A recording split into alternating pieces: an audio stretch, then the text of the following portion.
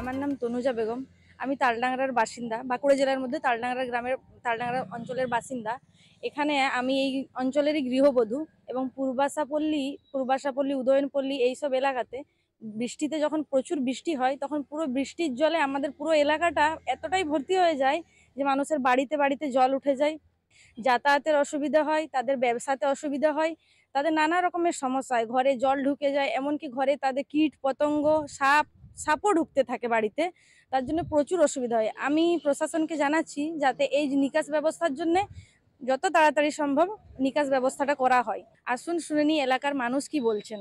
আমরা দীর্ঘদিন ধরে অনেক অসুবিধার মধ্যে আছি, কারণ বৃষ্টি প্রচুর হলে আমাদের বাড়ির মধ্যে দিয়ে ঢুকে যায়, আমরা একদম পুরো জলডুবি হয়ে যাই।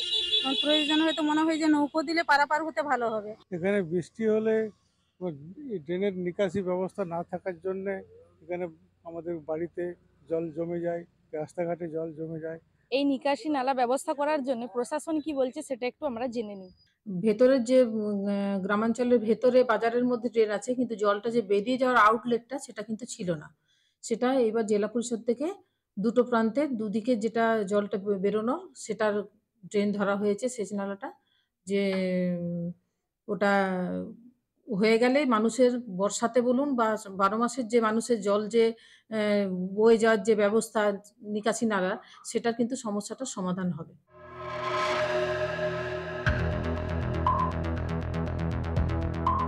প্রশাসন আশ্বাস দিয়েছেন যে খুব তাড়াতাড়ি নিকাশের ব্যবস্থা করা হবে।